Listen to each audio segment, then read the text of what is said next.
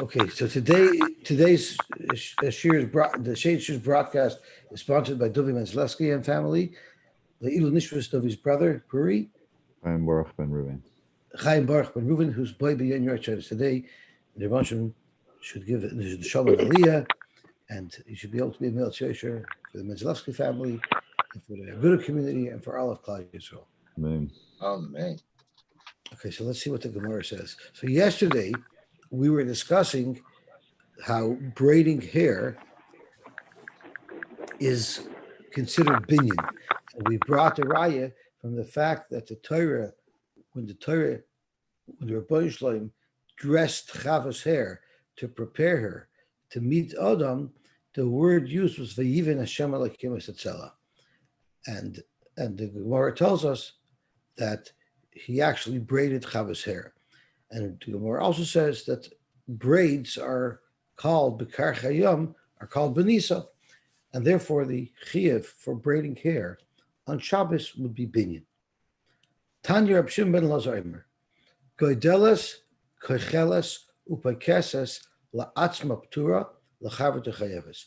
Any of these activities, whether you're braiding someone's hair, you're putting on makeup, or perkeses, we have two pshatim, either it means combing or it means that paste they put on there to make her face red.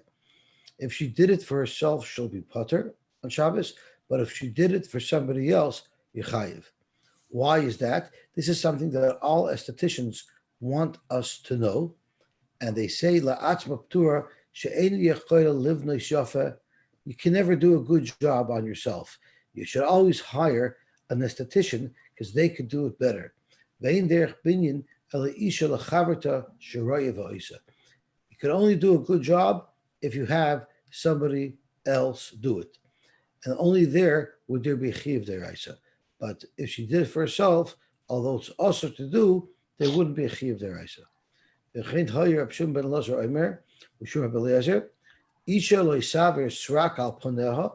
A woman shouldn't put this srak. Rashi says it was a red dye, so it was like blush. Because she is dying. Tanurabon, but it doesn't say that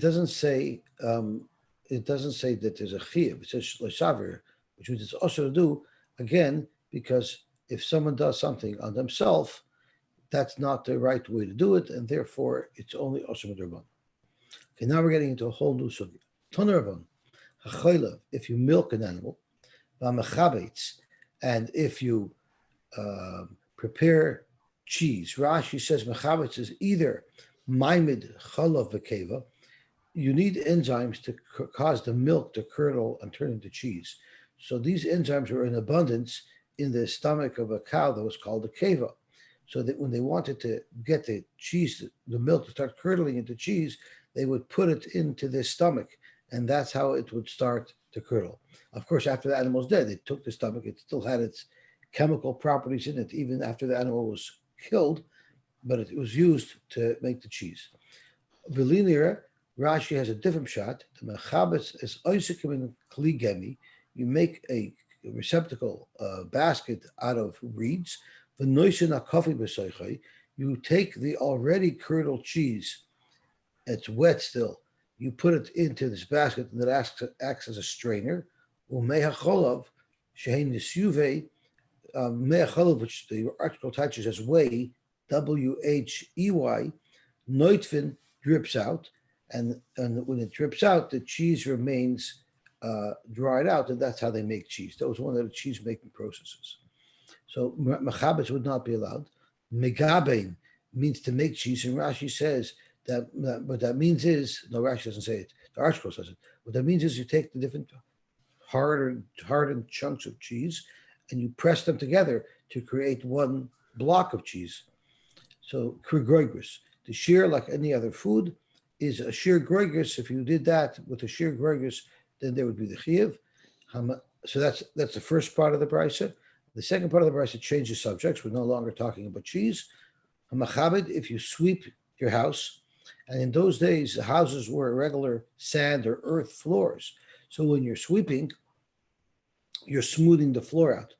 Rabbits, if there's dust in the air, I'm sure Shmuel sells something called sweeping compound, and they throw it on the floor when they sweep to keep the dust down, to stop the dust from being kicked up and going into the air.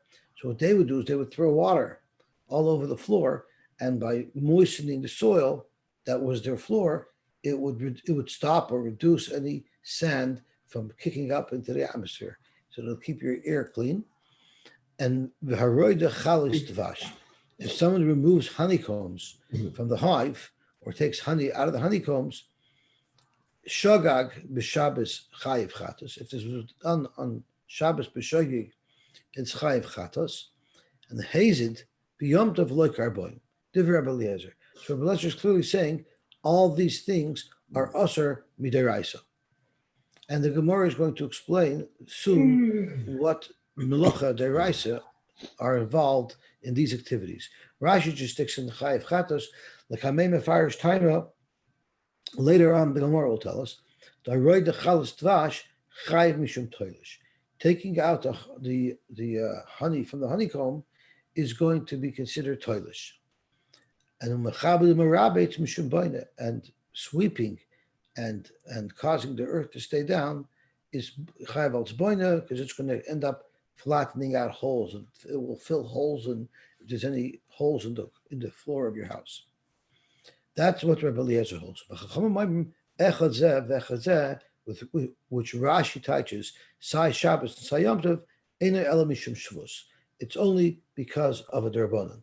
Now, I'm not sure which cases of these 6 cases that we listed in the Brisa the Chachamim is talking about. The only clue I have is from Rashi's explanation of a Mishum Shvus. Dilma, why is it Asher Midrabanan? Because Dilma may be Kikanisle, when you gather it, Mismalin Hagumoy Shababayis Meilein, it will cause the holes in the floor to be filled by a binyan. So from that, Rashi, it tells me that Rashi cannot be learning that the Rabbanim are arguing on Rebbe Eliezer by Choylev and Mechabitz and Megavin, because that has nothing to do with a Shpui Gumois, and it has nothing to do with a Chash that while I'm moving earth around, I might fill in a hole. It would be relevant to Mechabit and Merabitz. There I hear it's relevant. While I'm sweeping, I might inadvertently cause a hole to be filled. And again, Roida, taking honey out of a honeycomb, I don't know what shaykh that has either. So I don't know if I'm right or if I'm wrong, but from Rashi, it seems like the place where the Rabbanan are arguing, the Chachamim, are on these 2 things, on Mechabed and Merabitz, because this reason that Rashi gives only applies, I think, to Mechabed and Merabitz, unless anybody can suggest otherwise. Rab Nachman Bar Guria, Ikloy Lenarda. Rab Nachman Bar Guria showed up on the scene in the Harda. Boy Minei, and they asked a question from him. Choylev Mishumai Mechayiv. Why is someone chayiv midaraisa if he milks an animal on Shabbos? Amalu, he told him, Mishum Choylev, not much of a teretz. Mechabetz, when someone makes cheese, and again we have 2 pshat in Rashi, either it means straining the cheese, straining the whey out of the cheese, or it means the first part means putting it in the keva. Mishumai mechayiv. What's the chiyah for that? Amalu mechabetz. Mishum mechabetz. Again, not very helpful. Megabin mishumai chayiv. Amalu megabin. So that's a little bit of a frustrating answer because he didn't give him an answer. Amrulei, they told him back, Rabbich kotel kani ba'agmahava. Your Rebbe clearly didn't teach you much. All he did a whole day was choitich kanu agam. He was busy cutting reeds from the agam. In other words, he was wasting his time. Lo yod l'farish mishnah. There was a guy in Lakewood. Anytime he didn't like someone, he said, there's a katlakana. And I never knew what he was talking about. This Gemara. Now I know he was referring to this Gemara. Someone who's a waste of time, who doesn't accomplish anything, he's called a katlakana. Oh, that was a katlakana. He didn't teach you anything. He obviously didn't know anything about Hilchos Shabbos. So we're still stuck. We want to know what is the reason why these 3 things are also on Shabbos. So also Shol b'midrash. He came into the Besmerish and he asked around, Rabbi Yosy, does anybody know? Can anybody help me to explain to me why you're not allowed to milk an animal on Shabbos? Amalei told him, Cholev chayev mishum mefarek. Cholev is chayev al mefarek. Mefarek means separating, which still doesn't tell us what malacha specifically we're talking about. So Rashi says, mefarek k'may mefarek masay. It's like you're taking its load off. Sheperek oichel, we unload the food, mimakim sheneskasa boy, from the place that it was gathered in, from the place that covered it over. Toiled is dosh. It's like threshing. It's threshing because when you thresh, you're extracting the good seed from the shell around it, and that's exactly what you're doing when you're milking an animal. You're extracting the milk from the udder, which is the shell around it. That's one shot that Rashi says. The Ista Amri told her the Koitzahu, it's like cutting, it's like harvesting. Below Rashi says, I disagree. The lav mechuberhu, an animal is not mechuber that we should say that removing its milk is considered koitzer. Ela pocket va'akir, it's assembled together and contained. V'koi batine adad, and it's held in the udders. Kitfua bekasha, just like the seed that's in its psoilus. V'lashon mefarek nami lo shayach lamemer el lashon toilish. If you were going to describe and explain that milking an animal is because of koitzer, then it should have used the word toilish, not mefarek. And the fact that the Gemara used the word mefarek, Rashi claims that it must be that the malacha we're discussing here, the av malacha relevant here, is a malacha of dosh. Mechabetz chayiv mishum boyer. Mechabetz is chayiv because of boyer. I understand that very well. If you learn it's putting it into some type of strainer and you're straining the whey out, but if it means you're putting it into the keva, how would you learn boyer there? I would have to say, I'm just suggesting, and again I might be wrong, is maybe when you put the milk into the keva, that's the beginning process of separating the cheese from the whey, so that's why it would also be considered boyer. So even though you're not literally straining, you're creating a chemical reaction that separates the cheese from the whey. That's also going to be considered straining, boyer. Megaben, why is megaben? Chayv mishum boina. You're literally putting chunks of cheese together and building one mass of cheese. There's a chiyuv of boina. Okay, now hamachabit, if someone sweeps, hamarabit, someone who puts water on the sand floor so that the dust would settle. And someone who takes the honey out of a honeycomb.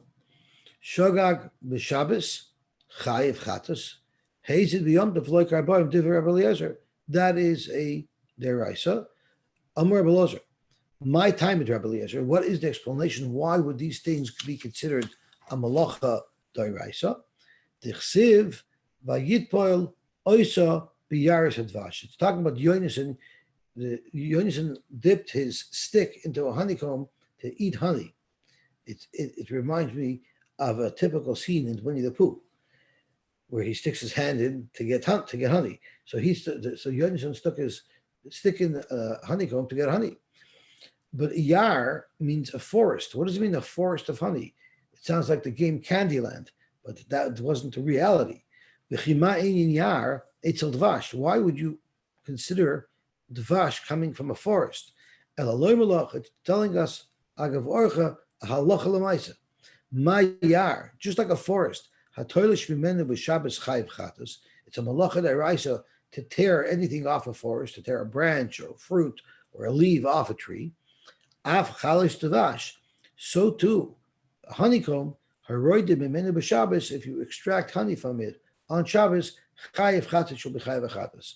So in a non, it's not even it's not even discussing this.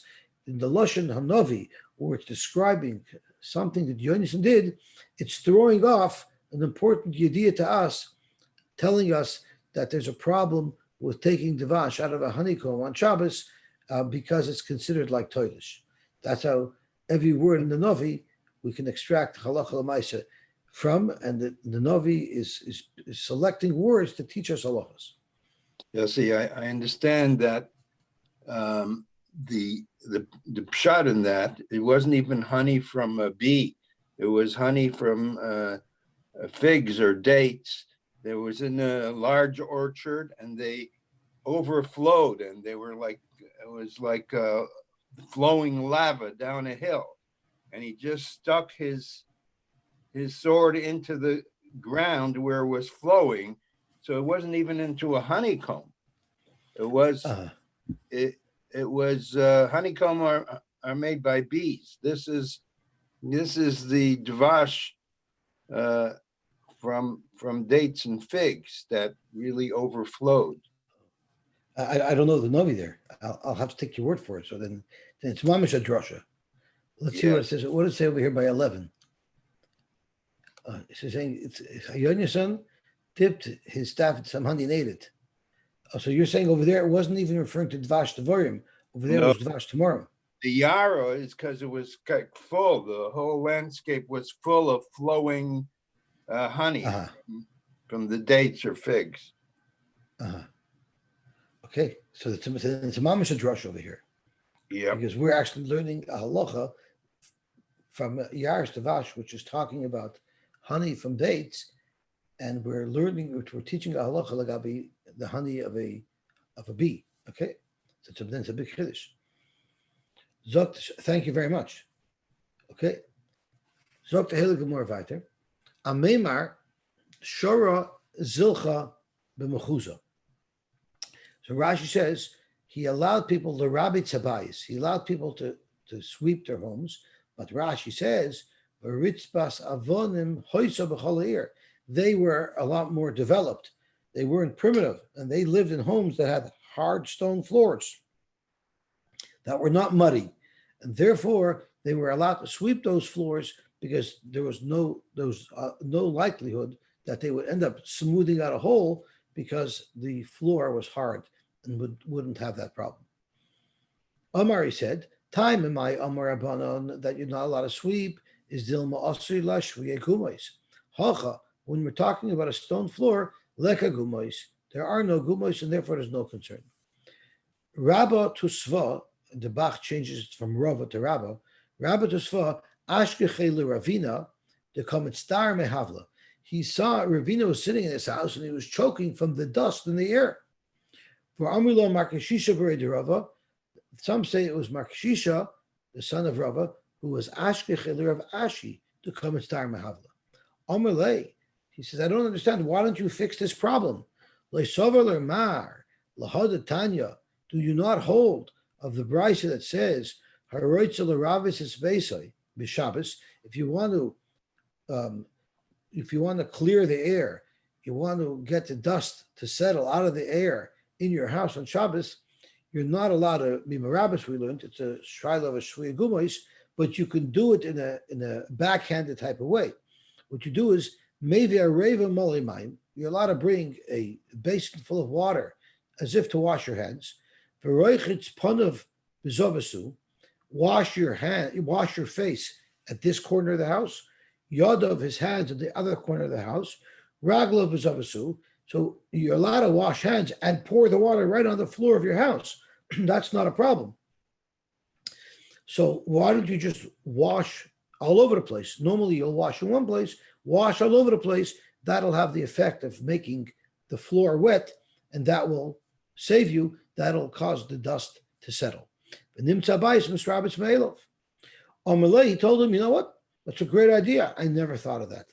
Lava the toy. Now Rashi has another pshat in lava the toy, and he says, I disagree. I hold that would not be allowed. You're not allowed to be marabitz, and you're not even allowed to be mayrim to do l'ravetz. You're not even allowed to wash your hands in different places and cause it to happen backhanded. That wouldn't be allowed. Tana, we learned, Isha Chachama, and Rashi says it means the wife of a Talmud Chacham. It doesn't mean she herself is smart. It means if she's the wife of a Talmud Chacham, a Bas Talmud Chacham, Sheshama Me'aviyah, a smart woman, Mervetzes Beisa B'Shabbos. she would be able to put this water all over the house on Shabbos. And Rashi says, the way she would do it is again, when she's washing the dishes, she'll move around the house. Hey, why are you washing the dishes in the dining room? Oh, I just like washing dishes in the dining room.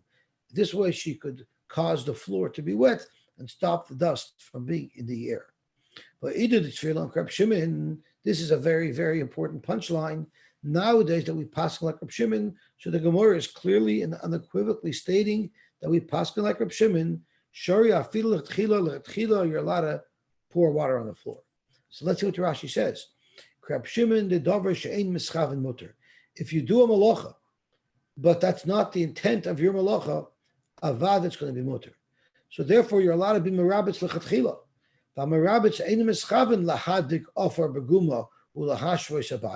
Someone who's pouring water on the floor just to settle the dust is not concerned about flattening the floor, about covering holes. That might be happening.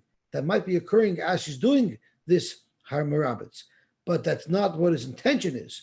And therefore, since Reb Shimon holds davar she'ein mechaven is mutter lechatchila, there's no problem in doing this. There's only a problem, according to Rabbi Yehuda, who holds that if you do a malacha by mistake, not by mistake, if you do a malacha, but you're intending to do something else, and this happens simultaneously, it would be usher. According to Rabbi Shimon, it will be mutter. And therefore, there's no problem whatsoever of pouring water on your floor because your intent is not to flatten it. Your intent is just to get the dust out of the air. Sagt der Heilige Mishnah weiter. Now we know if you have a flower pot that has a hole in it, it's considered as if it's sitting on the floor. We even learned the halacha that if you have an otzot snokov, a flower pot with the holes in it, sitting on the floor, you're not even allowed to lift it up and put it onto a bench because it's also a little bit of toilish because you're moving it further away from its source of nourishment and it's considered connected to the ground. But if you have a flower pot that has no holes in it, and therefore there's no nourishment coming from the floor, then potter, because that's never considered like it was ever planted, it's always considered separated, pre-separated. So therefore, taking it off, cutting it, would not be in the toilish. There's no difference between cutting a vegetable on your kitchen counter as there would be to cutting whatever's growing in this pot. They're both toilish from the beginning. Reb Shimon poiter b'zeh b'zeh. Reb Shimon holds it will be potter even by a flower pot with a hole in it. It's not going to be considered connected. Let's see Rashi. It's considered mechuber. Why is it mechuber?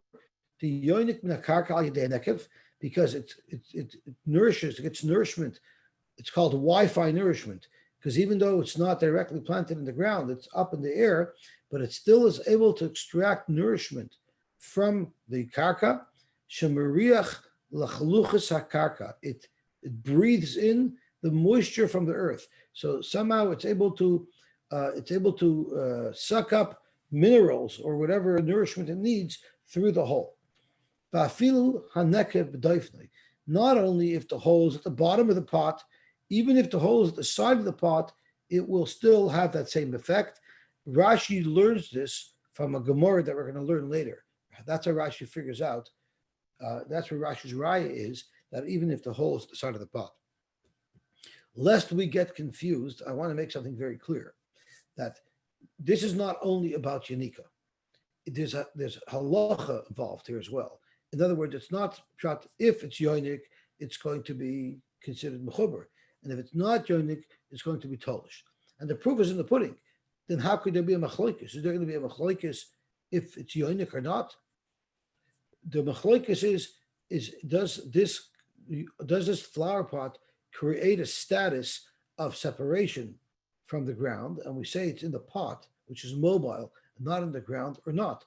One of the factors that we'll use to decide whether or not it's considered connected is whether or not it's yonik from the karka, and of course a hole allows yanika. But we're going to soon see in the Gemara that there's other factors. If it's called a keli, if it's not called a keli, if it's a halachically keli, if it's not a halachically keli, that's also going to determine whether or not it's considered mechuber. So we'll see from the more clearly that it's not 100% hinged upon whether or not it's yonik from the karka. There's lomdus involved as well that will determine if this is considered mechuber or tolish. Zok the heilige Gemara. Rami loy Abaye l'Rava. Abaye asked the kasha to Rava. For Amila, Rab Chia Barav l'Rav. Tanan we learned Rab Shimon Porter B'zeh B'zeh. Our Mishnah says that Rab Shimon holds any flower pot, whether it's nokov or not nokov, it's considered tolish. Alma nokov l'Rab Shimon kishe'eni nokov mashvila. Rab Shimon seems to say that if it's in a flower pot, there's no difference between a flower pot across the board for any matter, whether it has a hole or not, or a mini. But I'm going to show you otherwise that Reb Shimon does make a distinction between an otutz nokov and an otutz she'eni nokov, because Reb Shimon Omer ein bein nokov l'she'eni nokov. There's no difference at all between a nokov and any nokov. Ella lahachshir zrayim bilvad. It's only relevant. The only relevance that there is to be machalik between an otutz nokov and an otutz she'eni nokov is if it's a question of being machshir zrayim. So we'll get into what that is in a minute. But what you do see, regardless, is that even Reb Shimon makes a distinction in one prat between an otutz nokov and an otutz she'eni nokov. The machshir zrayim is, we know that in order for something that was planted to be able to be mekabel tumah, it has to have gotten wet. V'chiyutan mayim al zera. But when do you say that you could be machshir a zera to be mekabel tumah? That's once it's cut down. No one's going to have a havamina that something growing in the field on the ground is going to be able to become tummy. It could only become tummy once it's separated from the ground. Zokt Reb Shimon, if something is planted in an otutz nokov, if something's planted in a flower pot that has holes in it, we will say that it cannot be mekabel tumah because it's connected to the ground enough that it's going to be exempt from the hilchos tumah. But if the plant that you're talking about is planted in a flower pot that has no holes in it, that's not connected to the ground, and that could already become tummy. So our problem is, Reb Shimon and our Mishnah seem to have said that there is no distinction between something planted in an otutz nokov versus an otutz she'eni nokov. Yet you see, Reb Shimon does make a distinction l'gabe hechsher zrayim. Amalei l'chol mili Reb Shimon ketolish mashvili. When it comes to flower pots, even if there's a hole in it, Reb Shimon considers that not growing from the ground. So if it's not growing from the ground, why is he going to consider an otutz nokov? Why does he say something growing in an otutz nokov will not become tummy? He considers it tolish.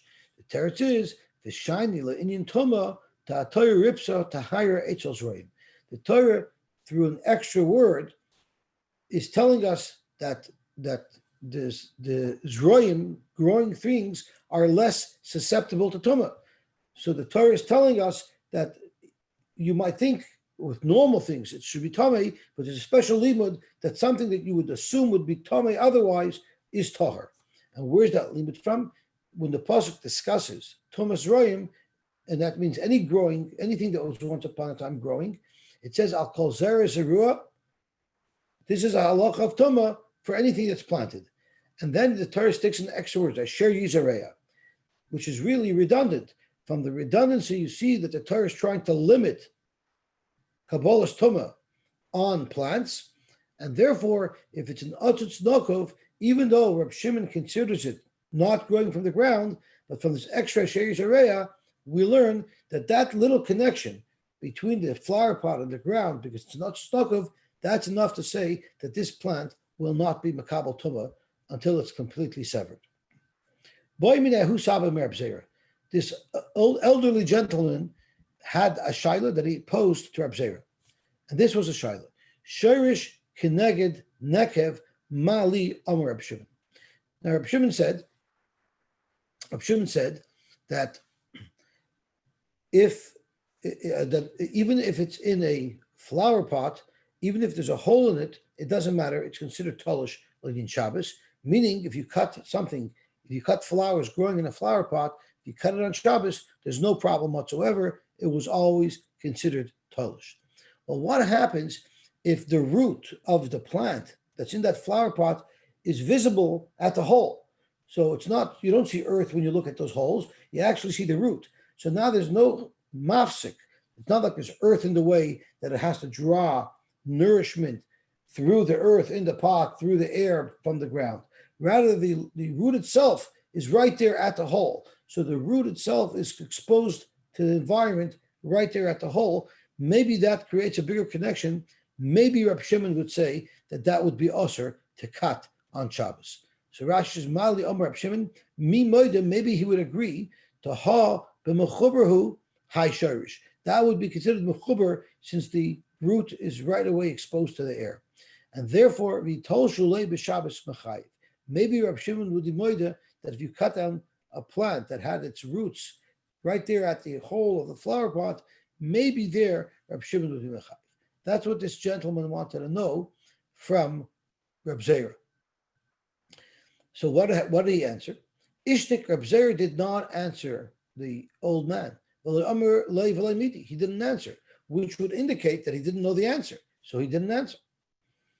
Zok Gemara, Zim Nechada, at a later point, Ashkechei, this old man, found Reb Zera, the Yosevik Omer, that Reb Zera told his Talmidim in the Beis Medrash the following halacha.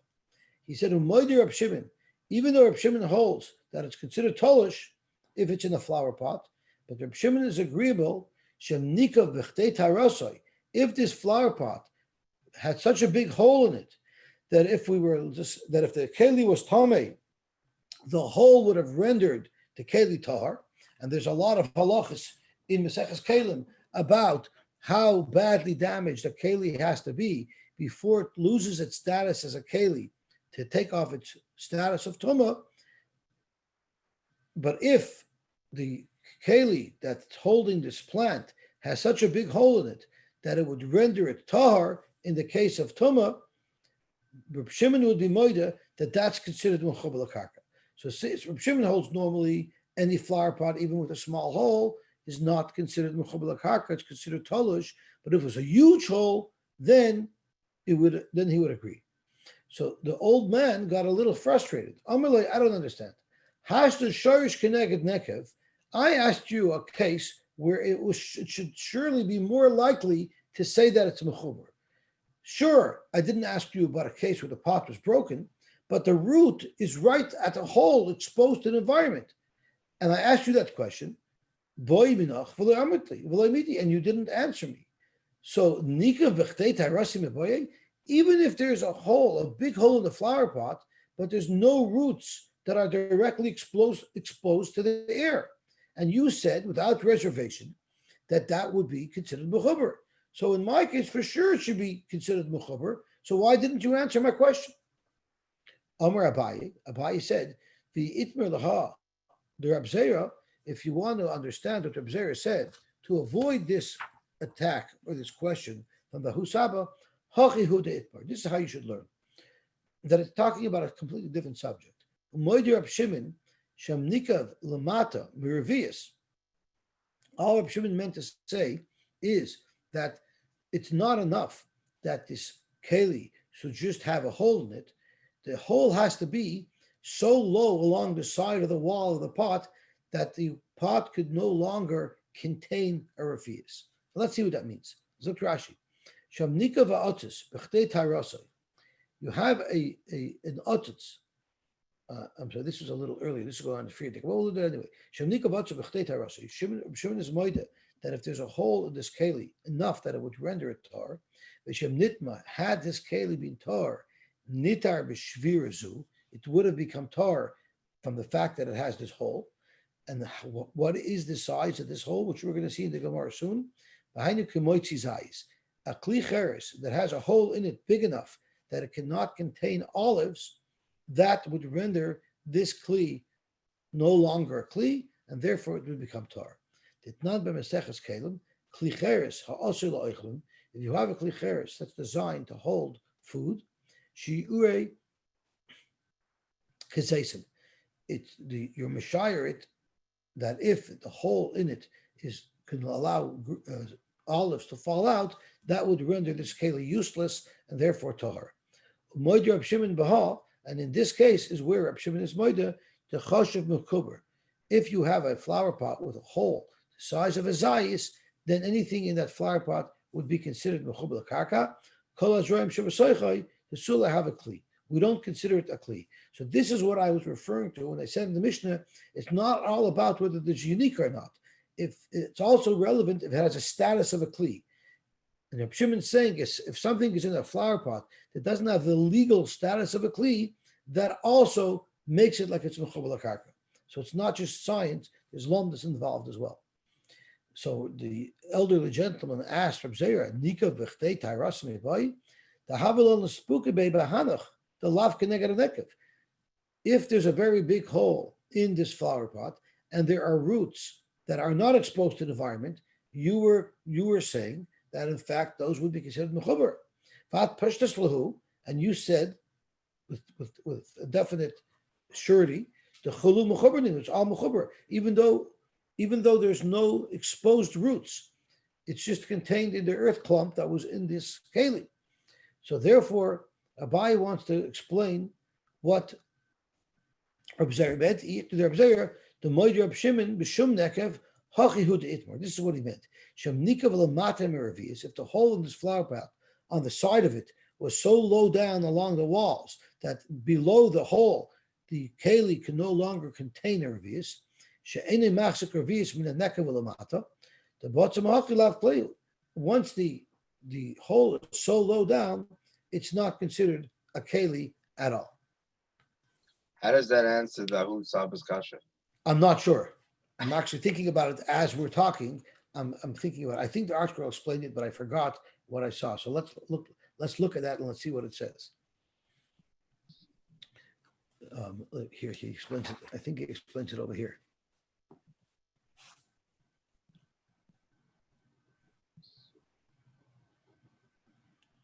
Oh, here. So Abai is saying that when Reb Zera said that Reb Shimon agrees to it, he's talking about a case where the hole is below. So what does he say?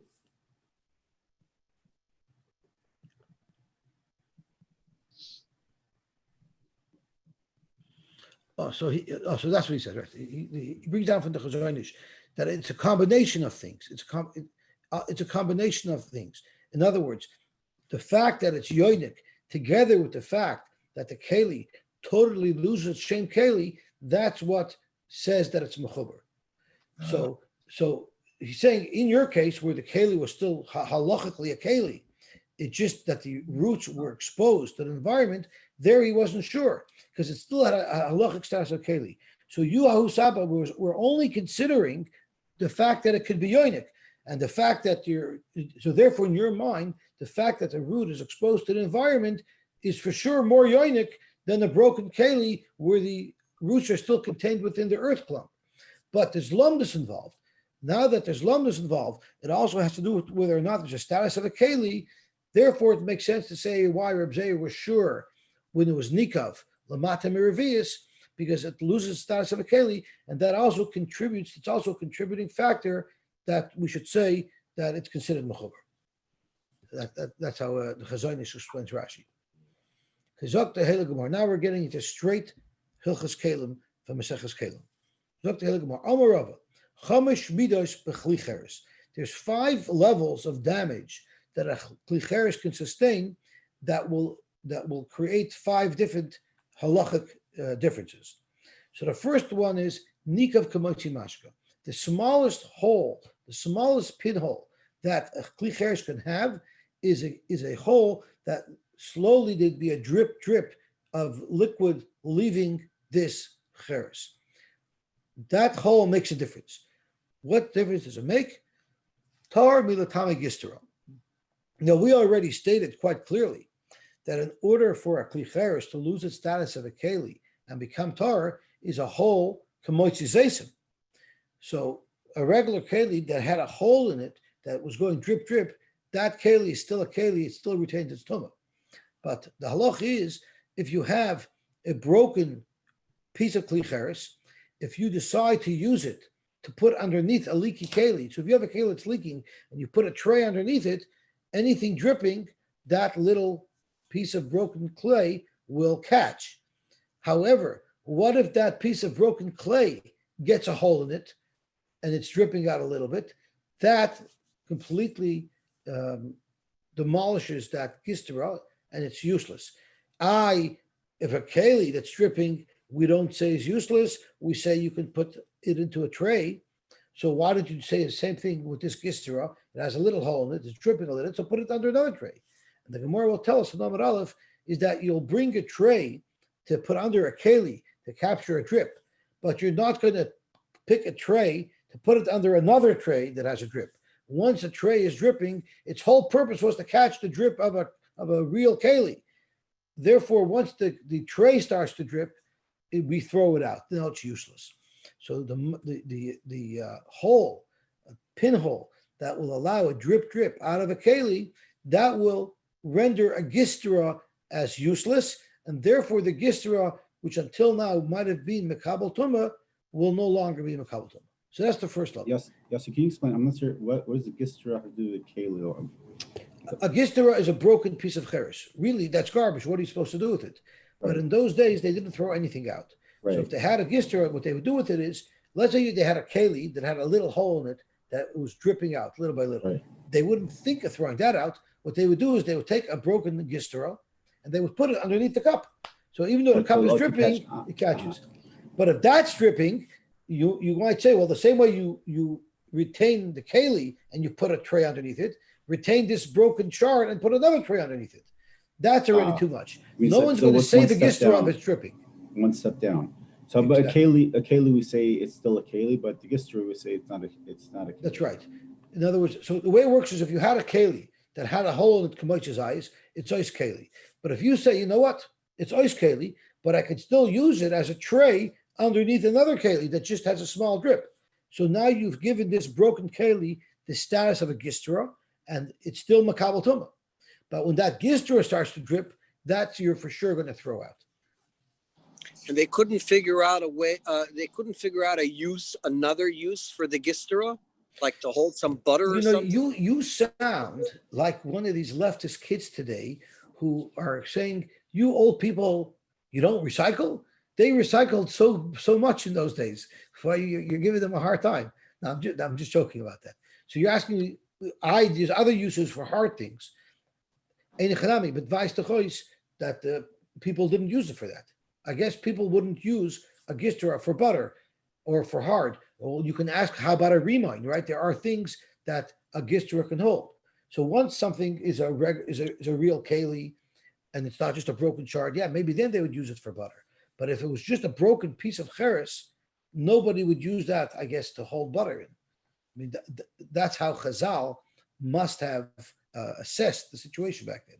But your point is well taken, because any normal use would actually allow the keli to retain its tumah. We're talking about tumah, right? So like a sheretz touches this gistra.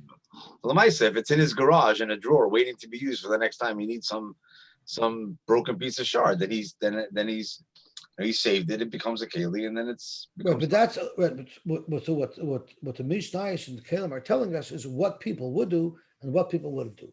And once they were sure that nobody would do it, then objective versus subjective. Yeah. And at the end of the day, if someone did keep it, it's batadaita, because there's a lot of people who hoard junk. That doesn't count. If it's anything that could be of value, when I learned Maseches Kalim, I actually learn it every year, because I figured once I killed myself to learn it once, I might as well just learn it every year.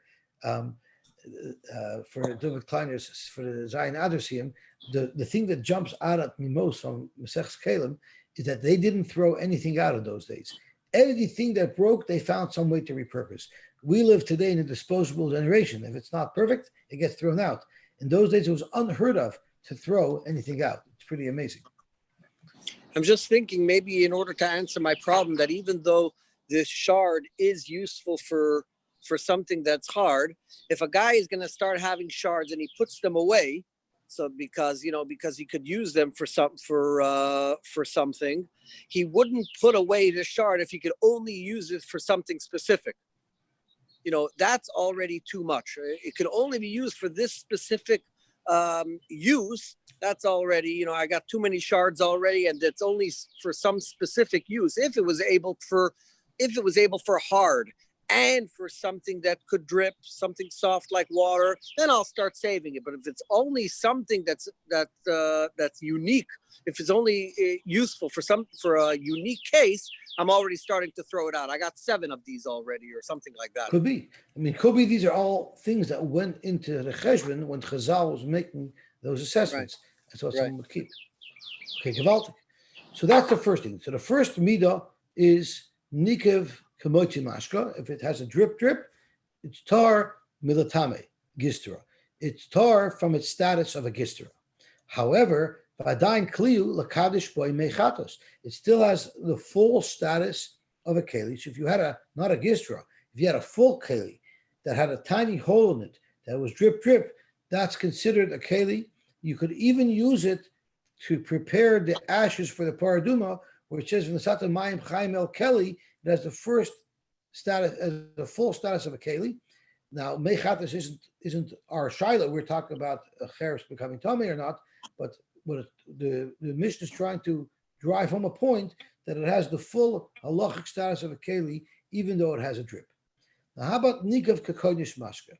How about if it's a bigger hole? Now, if you take a keli that has a small drip in it, imagine you have a bathtub full of water, and then you have a cup that has a small drip in it, and you take that cup and you push it down into the water, the likelihood is that no water will come up through that hole.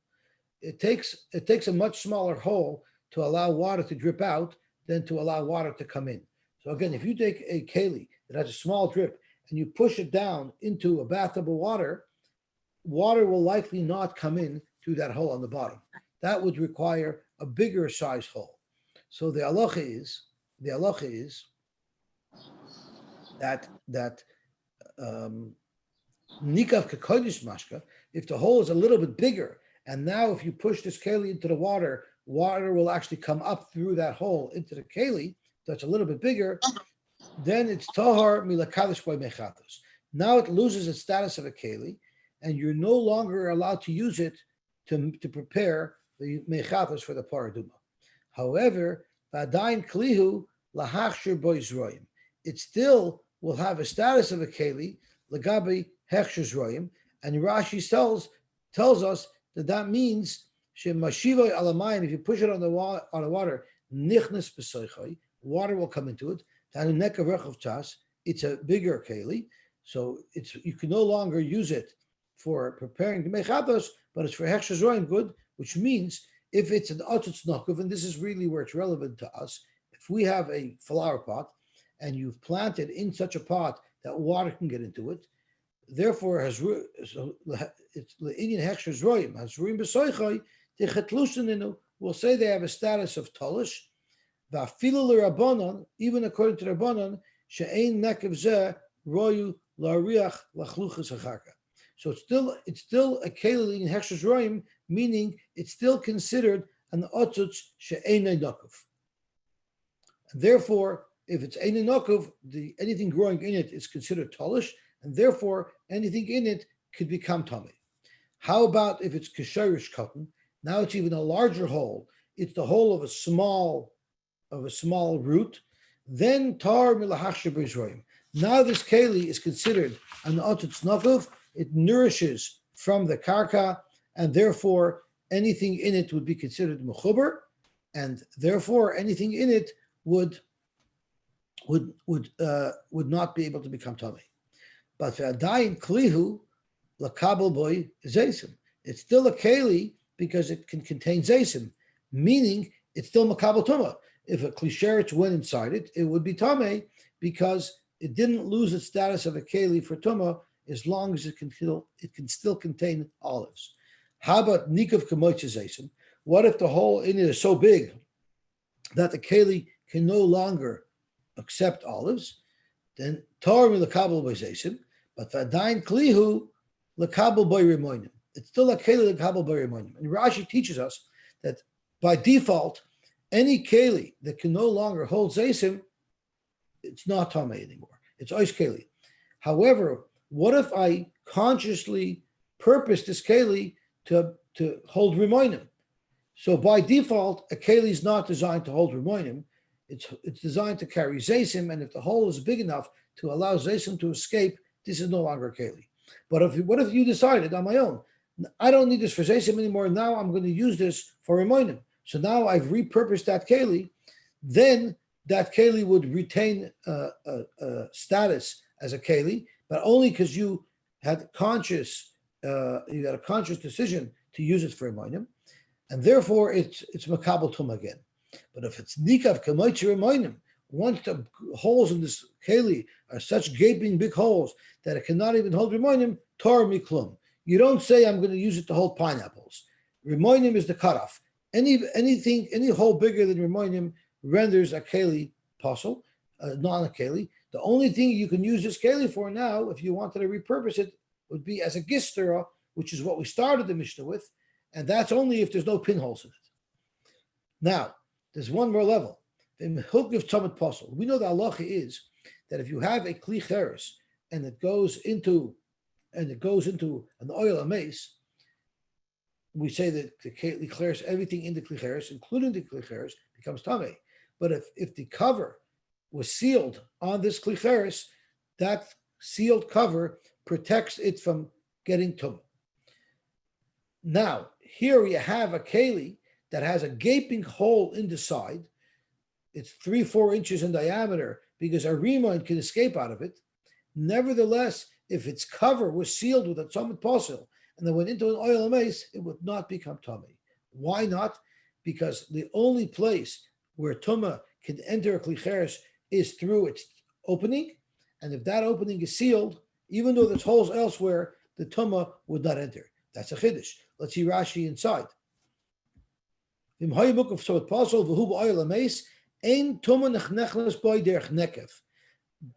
will not enter kli cheres through a hole on the side, only through the top. Umatzil al kol masha b'soichei. It's a huge chiddush.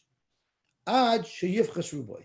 But once roiv this keli is broken, most of it is missing, then it won't even be saved in an oil base.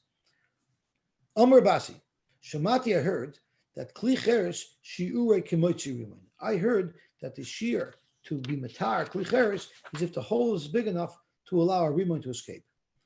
Omar Rava, so Rava told him, Shema loy shamata, maybe you didn't hear this halacha, ella b'mukav tzamid pasel. Maybe you only heard this halacha of mochi riman related to the fact that even if it has a hole of a riman, the tzamid pasel will help.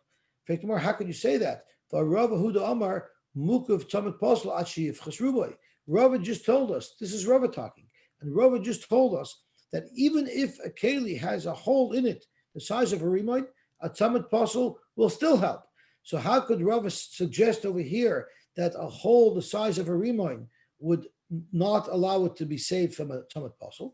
So sometimes even the shear of a riman would be enough to allow tumah to come in by a tzamid pasel. Why? Habaraveri habizutri. So Rashi tells us if you have a big keli, then even if it has a whole kamocha riman, tumah will not enter it if it's tzamid pasel. Until roiv the keli is broken, then you'll say even the tzamid pasel won't help to stop tumah from getting inside it. But if you had a small keli, then if it has a hole the size of the riman, then it will be bottom. Tosfos does not like this pshat at all, because if the sheer riman is big enough, so why should there be a difference between a big one and a small one? So Tosfos actually does exactly the opposite. Tosfos says if it's a big keli, then even a hole the size of a riman will allow tumah in. However, if it's a small keli, even a hole smaller than a riman, if it's a hole that's more than roiv the keli, it will still be mitam of the keli.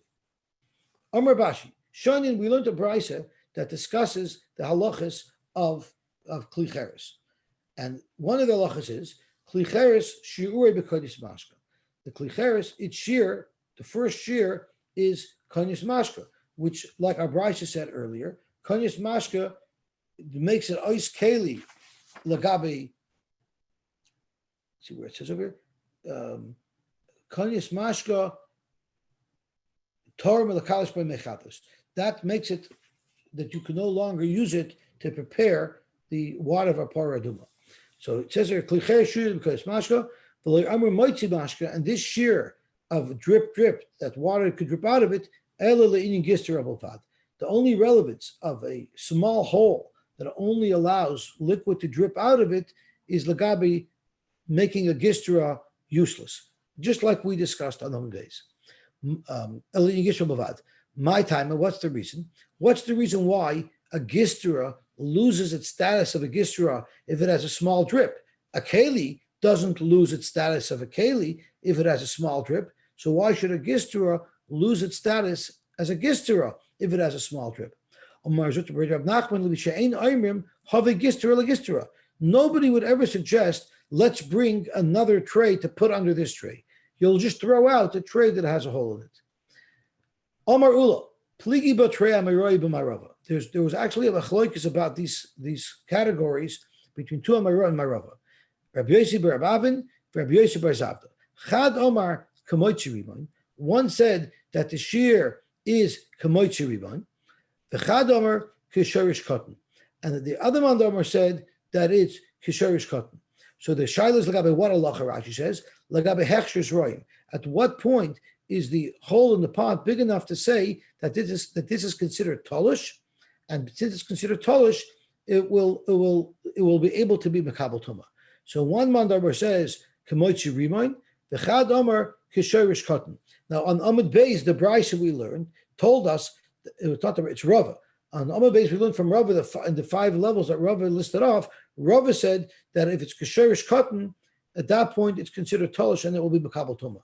However, here we have a machlokes, and someone's going to say that the things growing in a flower pot will not be considered tolish until the hole is bigger, until it's kamoitzi rimoin. Now, the choice is between shorish cotton and moitzi rimoin.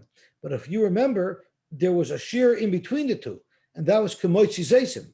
And no one seems to hold that the shear that would render anything planted in this pot ketolish is kamoitzi zeisim. It's either a huge hole like kamoitzi rimoin or a really small hole like kishorish, but no one says it in the middle. And in order to remember that this is a machlokes mikatza lakatza, and no one holds that it's the shear zayis, is v'simanech echad amarba ve'echad amamid u'bavachi chavan libash v'shamayim. So Rashi tells us the simon is one person says it's a big shear kamoitzi rimoin, one shita says it's a really small shear like the size of a small root. But nobody holds that the shear that renders it tolish is the shear of moitzi zeisim. Omar b'chida bar Kana b'shmei Rabbi Eliezer. Kli cheres shiurei k'moitzi zeisim. A kli cheres, what is its shear? Rashi says to be metired from tuma, moitzi zeisim, which is what we said. If it can no longer hold zeisim, by default it loses its status of a keli, and if it was tumah until that point, it loses its tuma because it loses its status as a keli. Umar kashisha b'rei derabba misayim ba. And he continues on. So if you have a keli that has a whole kishir zeisim, it will now become tor because it's ois keli zokt markashisha, and it has now a status. Now that it loses its status of a keli and it's tor, it'll have the status of kelim that are made out of glolim or klei avonim or klei adama she'ein mekabel tuma. These 3 types of kelim are never mekabel tuma at all. Loy midivri Torah, v'loy midivri sofer. That's the same thing. Klicheres, which is mekabel tuma, but once it has a hole in it that a zayis will fall out, it has a status of these kelim that never had a din tuma. Like Rashi says, mishanikav kamoitzi zayis, a klicheres that has a hole in it, the shear of a zayis, it will become tar. Zok Rashi a chiddush, fa'afilu yichtam l'rimoinim. Even if I said I want to use this keli for a rimoin, it doesn't matter. It's going to be tar and ganzen. In fact, Rashi, we do know that there is a shear of moitzi rimoinim. What is that shear for? So Rashi, he'll have to learn that it's gabi kli eitz taninala. He'll have to learn that that's only relevant to a keli made out of wood. But a keli made out of cheres, Makshisha holds that it will be in ganzen tar, which is inconsistent with what we learned on Amud Beis. On Amud Beis, we learned that there's a share of Moitzi Remind for those who would use it for that. Now, the Indian Talmud Pasul, now what about how big does a hole have to be so that if it was in oil and mace, it would protect anything inside it? Even if you have a huge hole in a keli, it's still going to protect anything inside it from being Makabal Tuma, unless the hole is so big that most of the keli is missing, then it will not protect anything from becoming Tama in it. Hadrin Allah Hamatzniya, Hadrin Allah Hamatzniya, Hadrin Allah Hamatzniya. Oh, it's 7:09, so we can all make it to a 7:30 Shachris. Double shkoyach. Thank you. Thank you very much. Yosy, so I had a question, but I guess it's answered now. So the Moitzi Riemann applies to all kalim, not only Kli Cheres, right? Is that? Well, on Amud Beis, we were talking about a Kli Cheres, right? Right. I'm saying, but on Amud Aleph, the Gemara is saying, Rashi is telling us that Rab China would have to hold that Moitzi Riemann is only relevant to a Kli Eitz, because anything bigger than a Zayis is Ois Keli. So he argues on Rava, obviously. Yes. All right. I was thinking about the Gistra. It's like example like a drip pan. Like if you put a drip pan under in an oven, nobody's going to put a drip pan under the drip pan or over drip. You throw just replace the drip pan. Right. Exactly. All right. Have a wonderful day, everyone. Yosy, I remember learning with double Lando. I can't remember where. In DyeLive. Yeah. I can't remember which Masechta. It was somewhere in the 7.5 years that I learned with him that a Kli Cheres, that a earthenware pot, right? Even though there's no holes in it, I think there definitely there's a consideration that it's actually considered tolish to the ground. It's actually connected to the ground. Mechuber. I'm sorry, Mechuber. It's not because if you, I can't remember. I'm gonna call to ask him, but remember if you plant something in an earthenware pot and you leave it there for a little while, even though there's no holes, you go to lift it up, you're gonna have roots going through the pot into the ground. Really? Yeah. Because it's porous. Porous. Even though there's no, and I don't know if that has to do with Trumas or Meisters. I can't remember what we looked at in regards to. It was probably this Gemara Shmuel. 7.5 years ago. No, this Gemara seems to say that you don't say it's porous. You say if it's completely closed, it's tolish. Yeah. Right, but I want to call the. I'm sure I think he'll remember. I can look it up on the Google Rebbe. Yeah. Okay. See if he says anything about it. Okay.